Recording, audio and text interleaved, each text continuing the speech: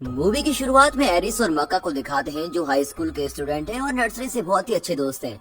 एक सुबह Eris school के बाहर एक ब्यूटीफुल लड़की को देखता है और तुरंत उसकी ओर आकर्षित हो जाता है। इस बात के लिए मक्का उसका मजाक उड़ाती है कि तभी वे नई लड़की उनके पास प्रिंसिपल के ऑफिस का रास्ता पूछने के लिए आती है।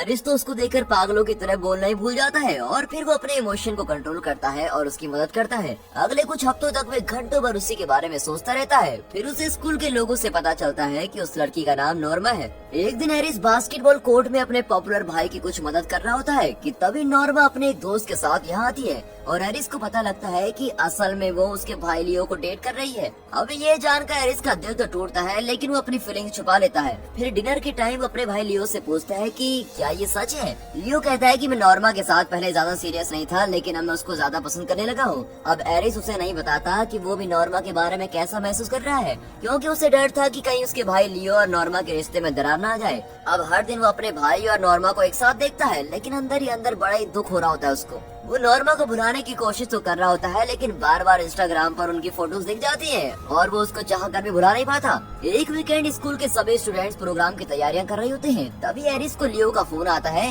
वो उसे कहता है कि नॉर्मा से उसको बात करनी है लेकिन तभी अचानक नॉर्मा की नाक से खून आने लगता है। एरिस और नॉर्मा की बेस्ट फ्रेंड मार्गाक्स उसको बाथरूम तक लेके जाते हैं। कुछ देर बाद उन्हें लगता है कि वे ठीक हैं, लेकिन तभी नॉर्मा बेहोश हो जाती है। वे तुरंत उसको सीएटी स्कैन के लिए हॉस्पिटल लेकर जाते हैं तो डॉक्टर रिपोर्ट चेक करता है लेकिन उसमें तो सभी नॉर्मल आता है। अब नॉर्मा उससे कहती है कि जरूर वे कुछ मिस कर रहे हैं क्योंकि कुछ दिनों से उसकी पीठ पर अजीब तरह के रैशेस हो रहे हैं। लियो और एरिस उसको मिलने हॉस्पिटल में आते हैं लेकिन नॉर्मा को लगता है कि स्कूल के बाथरूम में उसको ठीक करने की कोई शक्ति है क्योंकि यही एक इकलौती ऐसी जगह है जहाँ उसे चक्कर नहीं आते। अब सभी को लगता है कि ये केवल एक संयोग है लेकिन एरिस इस बारे में रिसर्च करना शुरू कर देता है। अब इंटरनेट पर कुछ घंटे बिताने के बाद उसे पता चलता है कि इलेक्ट्रोमैग्नेटिक हाइपर सेंसिटिविटी नाम की एक एनर्जी है और कहीं न कहीं ये नॉर्मा को भी हो गई है। इसका मतलब ये है कि नॉर्मा को फोन उपकरणों द्वारा निकलने वाली इलेक्ट्रोमैग्नेटिक वेव से एनर्जी है। वे बाथरूम में बेहतर महसूस इसलिए करती है क्योंकि ये एक डेड जोन है जहाँ पर फोन सिग्नल नहीं आते। जब नॉर्मा की माँ इस बारे में बताती है तो वे कहती है कि उसका बेडरूम में एक डेड स्पॉट है जहाँ पर बिल्कुल भी सिग्नल नहीं आते, इसीलिए नॉर्मा केवल वहाँ अपने बिस्तर पर ही ठीक से सो पाती है। अब डॉक्टर कहती है ये साबित करने का कोई निश्चित तरीका तो नहीं है कि वे इस बीमारी से पीड़ित है, लेकिन अगर वे कहते भी हैं तो उसका इलाज अभी तक नहीं ढूंढा जा सका है। नॉर्मा का परिवार एक्वापंचर से लेकर हिप्नोटिज्म तक सभी कोशिश करता है लेकिन कुछ भी काम नहीं कर रहा होता है। लियो नॉर्मा के लिए इतना परेशान हो जाता है कि वे एक इम्पोर्टेंट बास्केटबॉल में भी बहुत खराब परफॉर्म करता है। अब वे नॉर्मा के लिए दौड़ भाग करके बहुत ही थक जाता है लेकिन जब वो उससे ज्यादा इम्पोर्टेंस बास्केटबॉल को देता है तो भी उसको बहुत बुरा लगता है। हर थेरेपी सेशन के बाद नॉर्मा की कंडीशन खराब होती जा रही थी और 2 सप्ताह के अंत तक तो वो चलने की हालत में भी नहीं होती। उसका परिवार उसे उसके दादा दादी के घर भेजने का फैसला करता है जो गांव में है और वहाँ कोई भी वाईफाई या इलेक्ट्रॉनिक उपकरण नहीं है। अगर वे वहाँ रहती तो उसकी कंडीशन बेटर होने के काफी चांसेस है। अब नॉर्मा खुश है कि उसे अपने परिवार के साथ समय बिताने का मौका मिल रहा है, हालांकि उसे डर भी है कि वो और लियो लॉन्ग डिस्टेंस रिलेशनशिप को हैंडल नहीं कर पाएंगे। अब उसकी अब्सेंस का फायदा उठाते हुए उसकी झूठी बेस्ट फ्रेंड मार्गाक्स उसके प्रेग्नेंट होने की अफवाहें फैलाती है। अब मक्का को इसके बारे में खबर मिलती है तो वह एरिस को बताती है।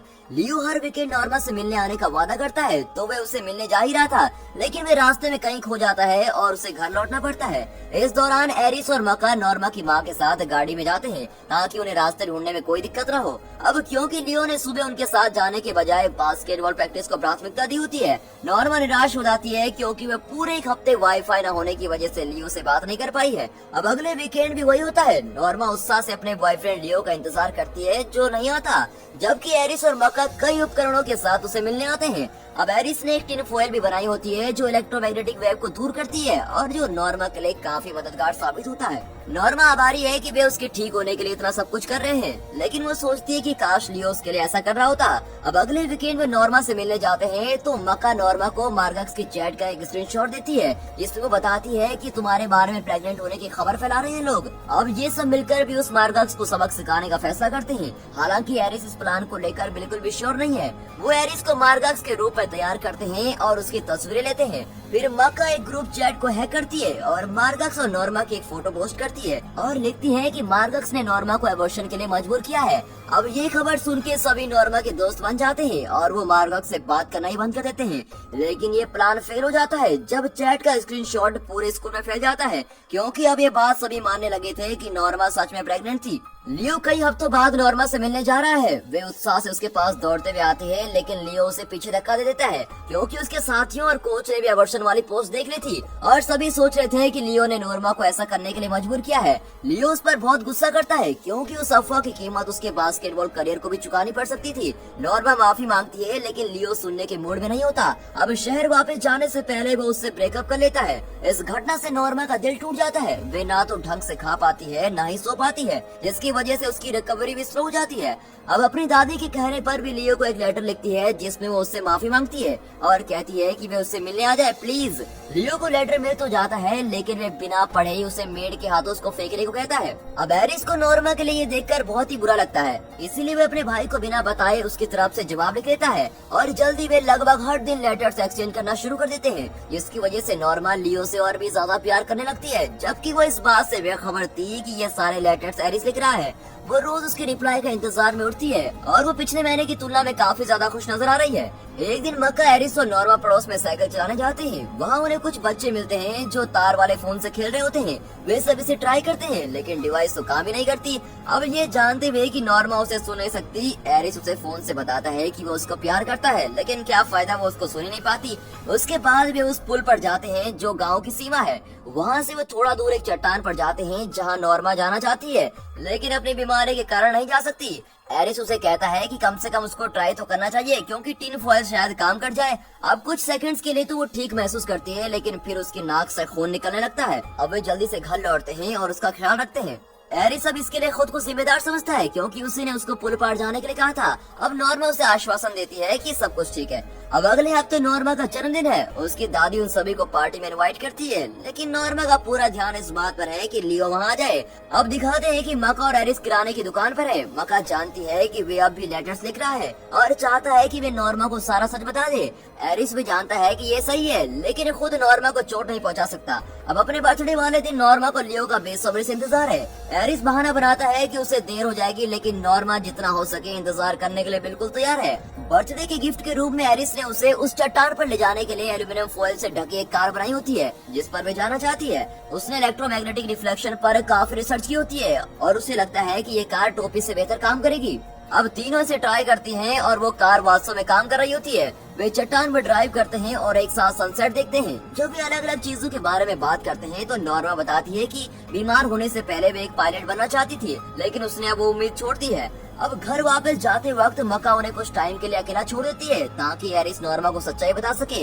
एरिस नर्वस है, लेकिन वे सही कदम उठाता है और उसको बता देता है कि लेटर्स वही भेज रहा है, लियो नहीं। जैसे ही नॉर्मा ये सुनती है तो उसका दिल टूट जाता है और उसे कुछ समझ नहीं आता कि अब क्या करना है, क्योंकि उसे लग रहा था कि लियो के साथ उसका रिश्ता पहले जैसा सही हो चुका है। लेकिन नॉर्मा को अभी जानकर बहुत बुरा लगता है कि लियो अभी भी उससे नाराज है। वे चुपचाप घर आते हैं, लेकिन तभी देखते हैं कि दरवाजे पर लियो उसका इंतजार कर रहा है और ये देखकर वो बिल्कुल शॉक हो जाती है।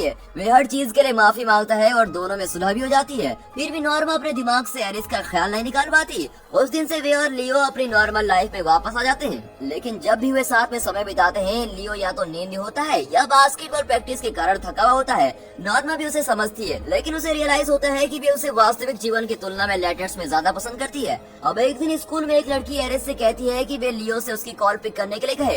एरिस कंफ्यूज हो जाता है और पूछता है कि आप कौन हो। लड़की बताती है कि मैं लियो की गर्लफ्रेंड हूँ। एरिस इसके बारे में लियो से पूछता है और वे कहता है कि हाँ, नॉर्मा से ब्रेकअप करने के बाद मैंने इस लड़की को डेट की थी। अब वे ये कहकर खुद को जस्टिफाई करता है कि वे नॉर्मा से प्यार करता है और ब्रेकअप के बाद वे दुखी था, लेकिन एरिस उसकी बातों में नहीं आता। अगले दिन दोनों फिर से नॉर्मा से मिलने जाते हैं। एरिस लियो से उसे सच बताने के लिए कहता है, लेकिन वो अपनी गलती एक्सेप्ट करने से डरता है। अब तीनों एक साथ टहलने जाते हैं और एक नीली और पीली तितली एरिस के कंधे पर बैठ जाती है। लियो और नॉर्मा एक तस्वीर लेने के लिए अपने कैमरास निकालते हैं, तभी नॉर्मा अचानक लियो के फोन में देखती है और वहाँ पर प्रीव्यू विंडो में लियो और एक लड़की की फोटो दिखती है। अब लियो जल्दी से अपना फोन अपनी पॉकेट में डाल देता है ताकि उसको पता न लगे और ऐसा दिखावा करता है जैसे वे नहीं जानता कि नॉर्मा किस बारे में बात कर रही है।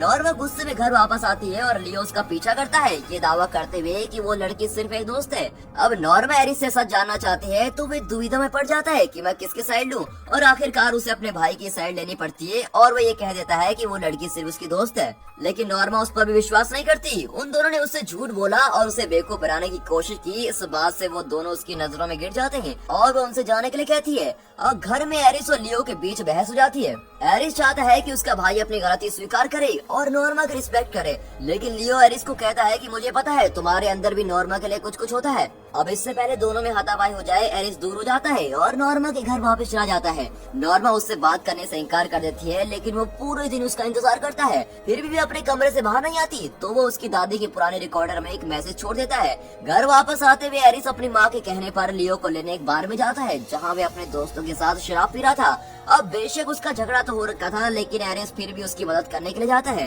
लियो माफी मांगता है और अपने भाई एरिस को गले लगाता है, ये मानते हुए कि वो गलत था। उनकी सुलह हो जाती है और वे घर आ रहे होते हैं। अब लियो एक्सेप्ट करता है कि वो नॉर्मा के लायक नहीं है और एरिस को कहता है कि वो नॉर्मा को बता दे कि वे उसके लिए कैसा महसूस करता है।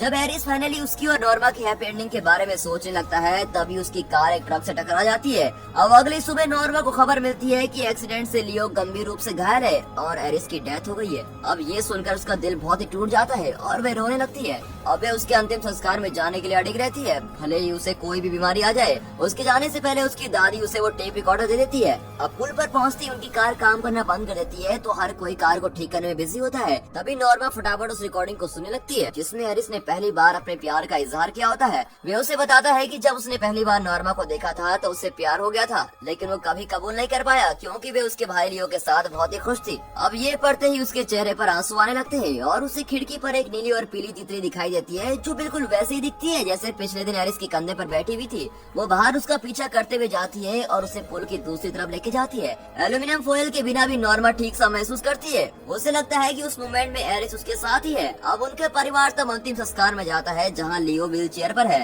कुछ साल बाद हम देखते हैं कि नॉर्मा एक पायलट है और वो एक एरोप्लेन को उड़ा रही है। वे एरिस की फोटो को सामने रखती है और उससे पूछती है कि क्या ये उड़ने के लिए तैयार है, और फिर प्लेन हवा में उड़ जाता है। और दोस्तों, यहाँ पर ये खूबसूरत मूवी खत्म होती है।